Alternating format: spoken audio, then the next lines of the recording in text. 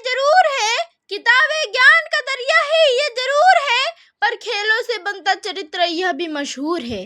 माननीय मुख्य अतिथि, आदरणीय शिक्षकगण और मेरे प्यारे भाइयों और बहनों, आप सभी को मेरा प्यार भरा नमस्कार। आज मैं एक ऐसे विषय के बारे में बात करने के लिए उपस्थित हूँ जो हमारे लिए महत्वपूर्ण है।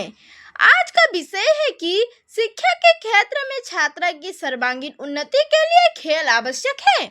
हाँ बिल्कुल, शिक्षा का अर्थ केवल किताब तक सीमित नहीं होता। यदि शिक्षक का उद्देश्य केवल परीक्षा में अंक लाना होता तो शायद दुनिया के सबसे बड़े विद्वान सिर्फ लाइब्रेरी में मिलते। लेकिन सच तो ये है कि जीवन की असली पाठशाला हमें मैदान में खेल कर मिलती है। किताबें हमें ज्ञान देती हैं, पर खेल हमें जीवन जीना सिखाती है। अंग्रेजी में कहा गया है, a sound mind in a sound body. इसका स्पष्ट अर्थ है कि अगर शरीर स्वस्थ नहीं तो मन भी स्वस्थ नहीं रह सकता, और शरीर को स्वस्थ रखने का सबसे सुंदर उपाय है खेल। यह भी कहा गया है, play is the way children learn, यानी बच्चों के सीखने का सबसे सहज और प्रभावी तरीका खेल ही है। और खेल ही वो जरिया है जो बच्चों को जीवन के असली सबक सिखाता है। सोचिए, एक बच्चा पढ़ाई में बहुत अच्छा है, लेकिन उसका शरीर कमजोर है, आत्मविश्वास टूटा हुआ है और वो टीम में काम करना नहीं जानता। क्या हम कह सकते हैं उसकी शिक्षा पूरी है? बिल्कुल नहीं। सर्वांगीण विकास तभी होगा जब पढ़ाई और खेल दोनों का संतुलन हो। खेल से हम अनुशासन सीखते हैं, क्योंकि नियम तोड़कर कोई मैच नहीं जीता जा सकता।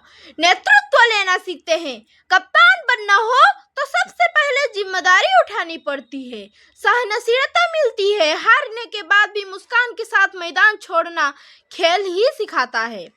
टीम वर्क सिखाता है, क्योंकि अकेला खिलाड़ी कभी जीत नहीं दिला सकता। इस पर महात्मा गांधी ने कहा था, खेल और व्यायाम शिक्षा के उतने ही जरूरी हिस्से हैं जितना पढ़ना लिखना।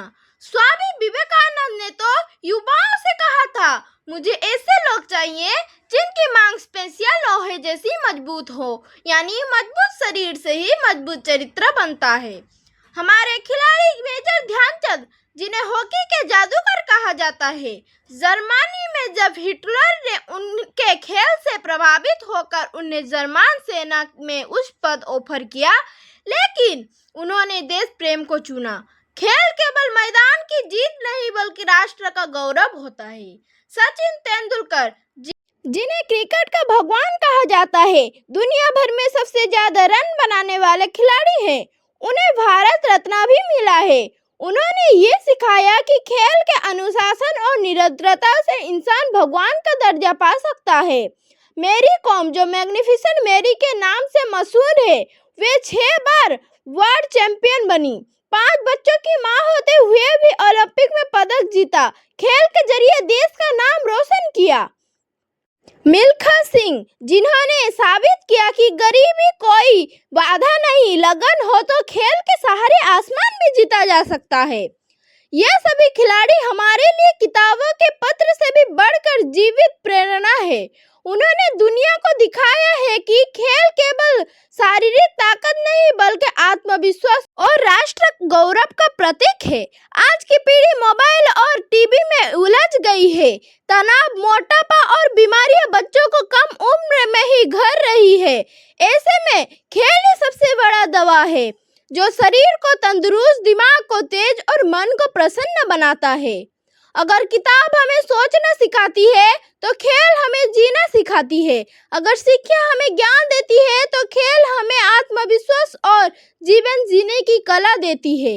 इसलिए मैं पूरी विश्वास से कहती हूँ कि यदि शिक्षा दीपक है तो खेल उसकी लौ है, यदि शिक्षा किताब है तो खेल उसके अभ्यास है, और यदि शिक्षा लक्ष्य है तो खेल उसकी पाने की ताकत है।